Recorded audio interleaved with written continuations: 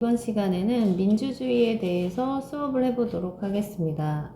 이번 시간에는 민주주의가 어디서부터 기원을 했는지, 그 다음에 민주주의의 기본 원칙은 무엇이고, 현대 민주주의는 어떤 모습으로 나타나고 있는지, 그리고 민주주의에서 중요한 시민 불복종의 개념까지 설명을 해보도록 하겠습니다. 자, 그럼 여러분이 생각했을 때 민주주의란 과연 무엇이라고 생각하나요? 대부분의 아이들이 민주주의란 국민이 주권을 갖고 있는 또는 자유를 중시하는 이런 사상이라고 알고 있는데요. 여러분의 생각처럼 민주주의란 바로 국민이 권력을 가지고 이 주권을 가지고 권력을 행사하는 정치를 민주주의라고 합니다.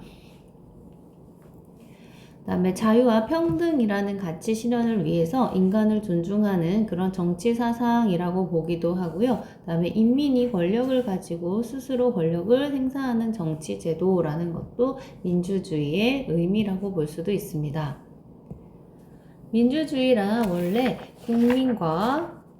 국민을 뜻하는 이런 데모스라는 영어와 그 다음에 집의 권력을 뜻하는 크라토스가 합쳐진 말로써 결국 민주주의는 국민이 지배하는 통치 형태라는 어원을 갖고 있습니다.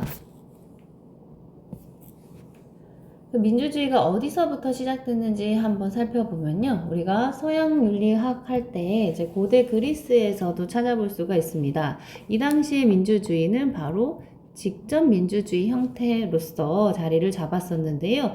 단 한계점이 있었죠. 모든 사람들이 정치에 참여할 수 있었던 건 아니고요. 20세 이상의 남자만 허용이 됐었습니다.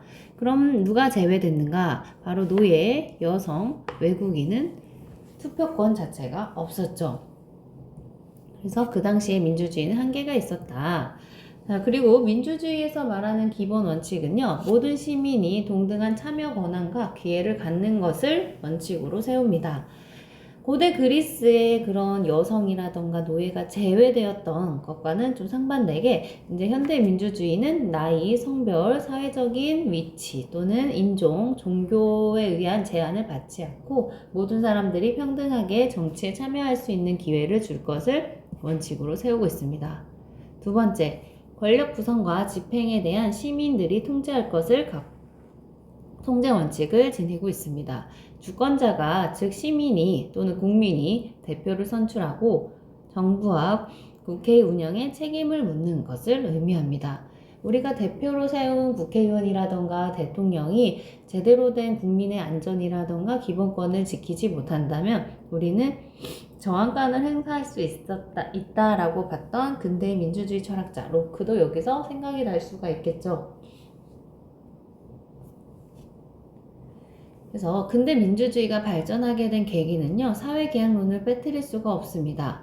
사회계약 사상이란 우리가 저번 시간에 한번 살펴봤었는데요. 국가 또는 사회가 계약을 통해서 형성됐다라는 것을 사회계약설 또는 사회계약론 또는 사회계약 사상이라고 합니다. 절대 왕정시대의 억압적인 정치 질서와 불평등한 사회구조를 개혁하고 자유와 평등이라는 기본적인 가치를 보장함으로써 인간 존엄성을 실현하고자 하는 근대 자유민주주의 확립의 사상적인 토대로서 사회계약론을 볼 수가 있습니다.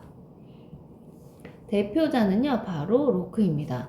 원래 사회계약론자라고 한다면 홉스, 로크, 루소 세 사람을 볼 수가 있는데요. 지금 여기 파트가 바로 민주주의이기 때문에 절대 군주제를 주장해왔던 홉스는 제외하고 로크와 루소만 설명하고 있습니다. 로크는 기본적으로 인간의 본성은 백지, 선과 악이 존재하지 않는 백지의 상태에서 출발합니다. 그것을 백지설이라고 불렀죠. 그래서 모든 인간들이 백지인 상태에서 태초에 그대로 법도 없고 왕도 없는 이런 자연 상태에서 인간은요 모두가 백지입니다. 그래서 이 상황에서 인간들은 자유권을 누려요. 인간은 기본적으로 뭘 갖고 있느냐? 자유, 생명, 그 다음에 재산이라는 기본권을 가지고 있습니다. 자연 상태에서. 그래서 자연 상태는요 백지인 인간들이 모여 사는 상태로서 비교적 처음에는 평화로워요. 그런데 분쟁이 생겼을 때 이것을 해결해 줄 만한 법이나 또는 재판관이 없기 때문에 만약 분쟁이 생기면 이게 극으로 좀 치달아서 전쟁 상황이 될 가능성이 상당히 높은 불완전한 상태가 되겠죠. 그래서 인간은요, 자연 상태에서 자신이 원래 가졌던 생명, 자유, 재산 이런 기본적인 권리를 제대로 보존하지 못할 거라고 생각을 합니다. 그래서 인간들은 이제 이성을 가지고 머리를 써서요, 내가 더 안전한 자유라던가 기본권을 더 명확하게 보장받기 위해서 인간들은 계약을 통해서 바로 국가를 형성해냅니다. 국가의 형태는요, 바로 헌법의 근거에서 군주의 역할을 좀 제한시켜 놓는 역할을 합니다. 그것을 입헌군주제라는 말로 하고요.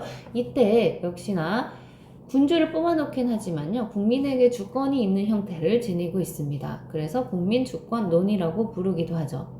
그런데 우리가 군주한테 우리의 기본권을 일부 양도를 한 상황인데요. 이때 국가 또는 군주가 개인들의 기본권을 제대로 지키지 못하고 오히려 침해한다면 국민들은 잠시 양도했던 자신의 권리를 다시 가져올 수 있는 권한이 있습니다.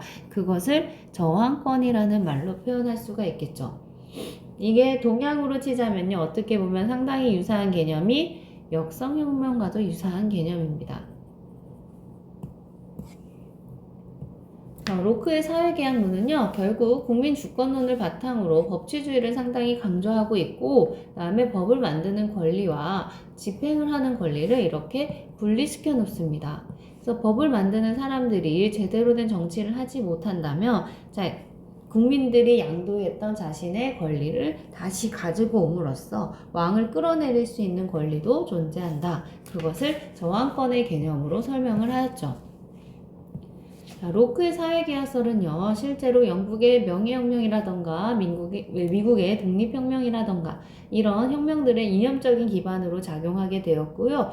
그리고 근대 자유민주주의의 토대를 마련하게 되는 큰 역할을 하게 되었습니다. 그럼 나아가서 한 명 더 볼 사람이 있습니다. 민주주의에서 정말 이상적인 정치 형태를 주장했던 루소입니다.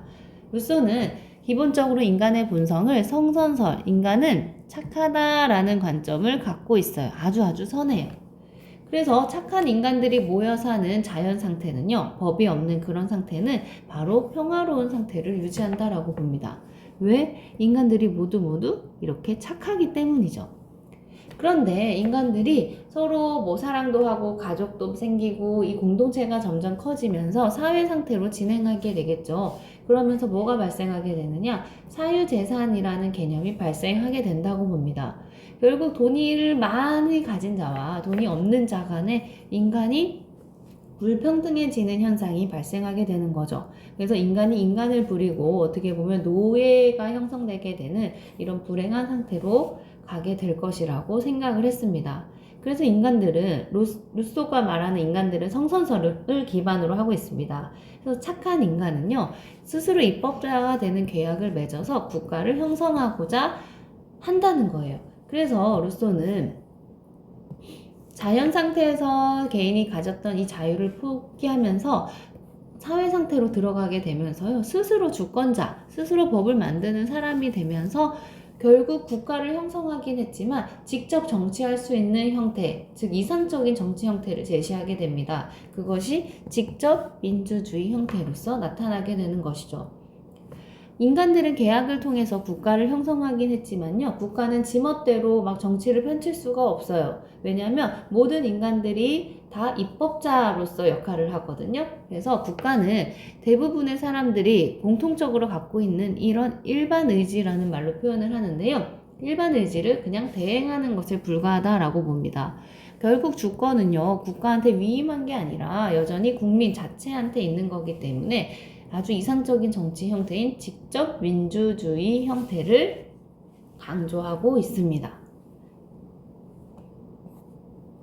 그래서 로크와 루소를 이렇게 간략하게 비교를 해보면요, 로크는 여기 적을게요. 백지설에서 출발하기 때문에 자연 상태는 평화롭긴 하지만 불완전하게 자연권이 보장돼요. 그래서 조금 더 명확하게 자신의 기본권을 보장받기 위해서 계약을 통해서 사회 상태로 가게 되고요. 이 상태에서 인간들은 자연권을 일부 부분적으로 양도하게 됩니다. 그래서 여전히 국가를 형성하긴 하지만 주권은 국민한테 있는 형태고 이것을 위임하긴 했지만 국가가 제대로 된 역할을 하지 못한다면 저항권을 통해서 군주를 끌어내릴 수 있는 권리도 국민에게 있다라고 봅니다. 그래서 입헌군주제라는 정치 형태를 강조하게 되었죠. 반면에 루소는요, 성선설에서 출발합니다. 그래서 착한 인간들이 모여 사는 자연 상태는 비교적 평화롭고 상당히 이상적이에요. 그런데 사유재산이라는 개념이 발생하게 되면서 오히려 인간들이 평등했었는데 불평등한 상태로 지속되게 되며 내 권리를 보장받지 못할 가능성이 있게 되는 거죠. 그래서 착한 인간들은요, 스스로 자발적으로 자연권을 서로 양도합니다. 그렇다고 해서 자연권이 나한테 사라지는 상태가 아니라요, 내가 직접 정치를 할 수 있는 형태로서 이상적인 직접 민주제의 형태를 제시하게 됩니다. 국가를 만들어서 나의 의견을 피력하면요, 국가는 모든 사람들의 의견을 모으는 그런 일반 의지를 가지고 약간 대행하는 형태라고 보면 될 것 같습니다. 그래서 이렇게 로크와 루소가 발전시킨 이 사회계약설이 근대 민주주의에 영향을 주었고 현대 민주주의는 결국 자유주의랑 결합을 해서요, 자유민주주의라는 형태로 발전하게 되었습니다. 자유주의의 대표 사상가는요, 우리가 전에 한번 살펴봤듯이 공리주의자의 그 밀이 있습니다. 밀이 자유를 상당히 강조했는데요, 여기에는 단서가 묻게 되죠. 타인에게 피해를 주지 않는 한 개인의 자유를 누려야 한다. 이게 아주 중요하면서 단호한 단서입니다. 그럼 이제 근대를 지나왔으니까 현대 민주주의 형태를 보면요, 우리나라는 이 세 가지가 동시에 드러나고 있습니다. 첫 번째 엘리트 민주주의는 뭐냐면 우리가 직접 정치를 할 수가 없잖아요. 직접 정치를 할 수 있긴 하지만 우리가 대표를 선출해서 우리가 좀 위임을 하면 그 대표가 쉽게 말하면 국회의원입니다. 국회의원들끼리 법을 만드는 권리를 가지고 있죠. 결국 시민이 대표를 선출하는 형태를 엘리트 민주주의라고 하는데요. 근데 여기에 한계점도 있습니다. 우리가 대표를 투표를 통해서 뽑아놨더니 이 대표가 권력을 남용한다던가 또는 자기 이익을 위해서 이 권력을 쓰게 된다면 오히려 문제가 더 커질 수도 있죠. 그래서 대표가 부적절할 때의 문제가 있다. 참여민주주의는 뭐냐면요, 시민이 자발적으로 의사결정에 참여하는 형태를 참여민주주의라고 합니다.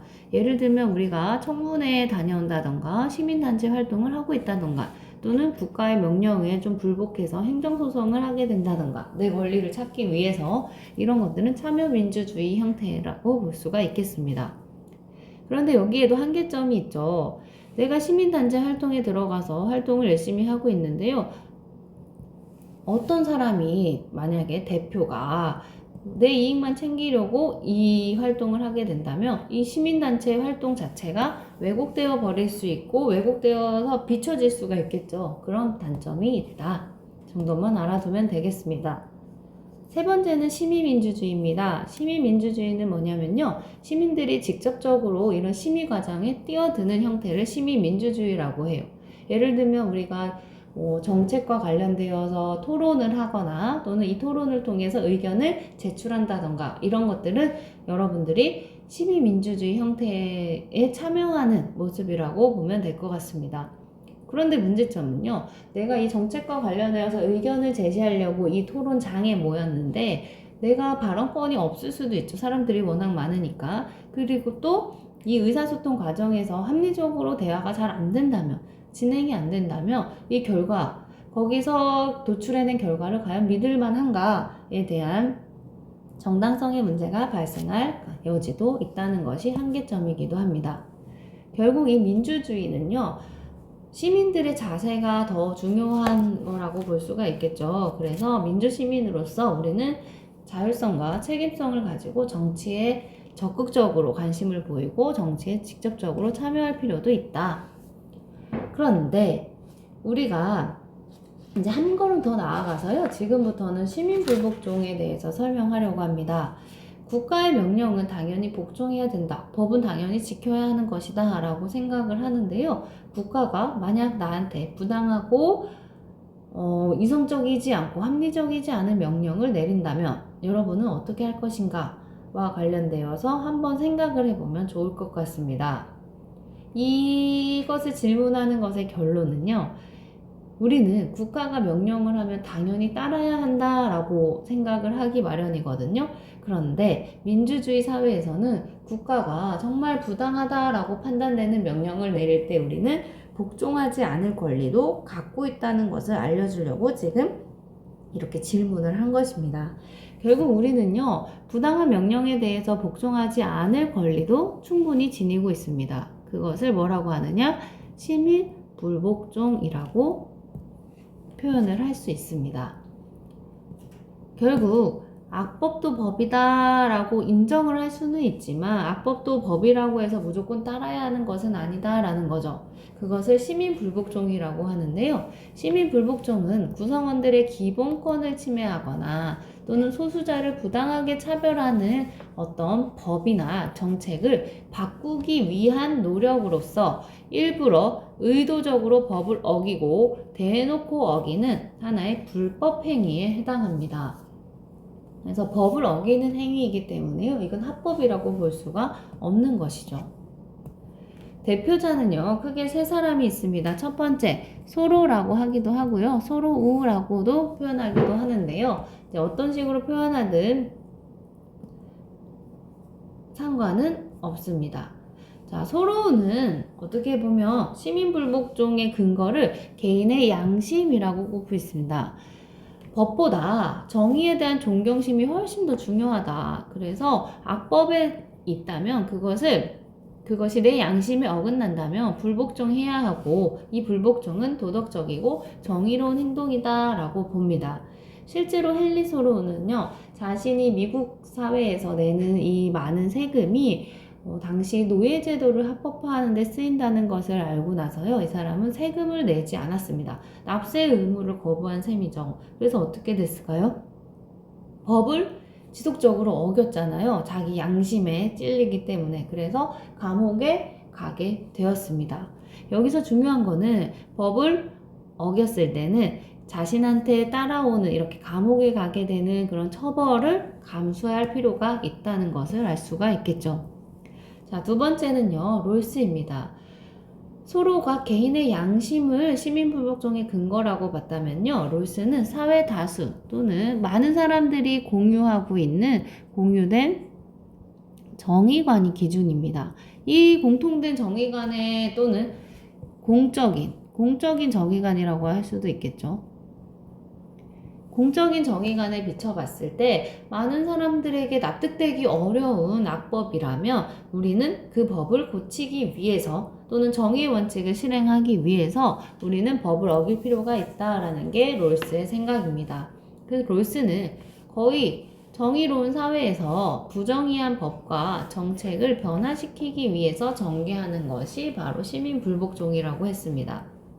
이게 별거 아닌 것 같지만요, 거의 정의로운 사회라는 것은 예를 들어서 만약에 지금 뭐 쿠데타가 일어난 그런 상황이라던가 사회 전체 내에서 되게 혼란스러운 상황이라면 이때 시민불복종이 크게 의미가 있다라고 보지는 않았던 거예요. 그래서 자유롭고 민주적인 이런 거의 정의로운 사회에서 불합리한 법이 있을 때 그 법을 좀 고치기 위한 목적으로 시민불복종을 할 것을 강조했습니다.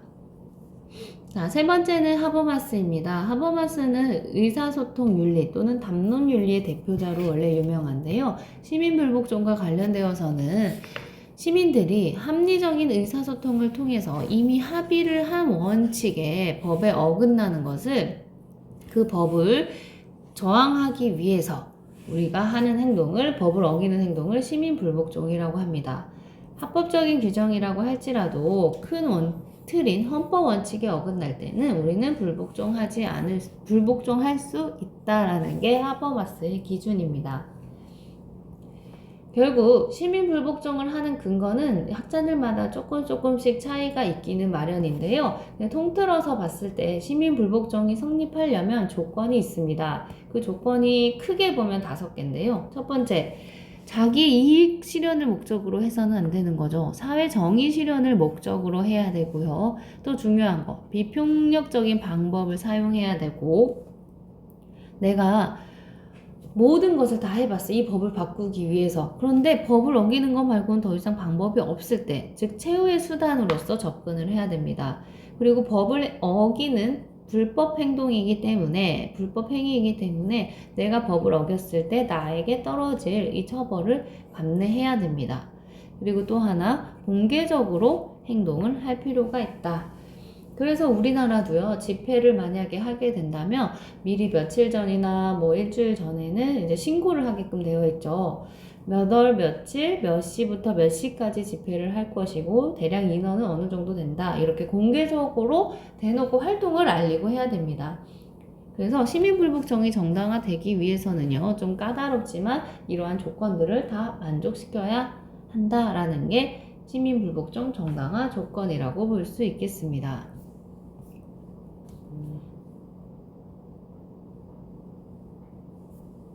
네, 그러면 시민불복종과 관련되어서는 여기까지 했고요.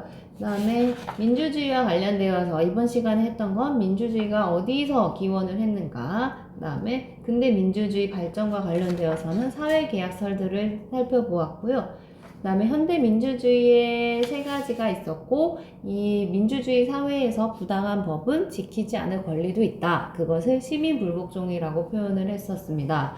그리고 학자들마다 소로, 롤스, 하버마스가 이제 대표 학자로 나왔는데요. 시민불복종의 기준이 조금씩은 근거는 다를 수 있다는 것을 참고해서 공부하면 좋을 것 같습니다. 그럼 오늘은 여기까지 하도록 하고요. 다음 시간에는 자본주의에 대해서 이제 가지고 와서 수업을 해보도록 하겠습니다. 자, 그럼 여러분들 공부 열심히 하고요. 그럼 다음 시간에 만나요. 안녕.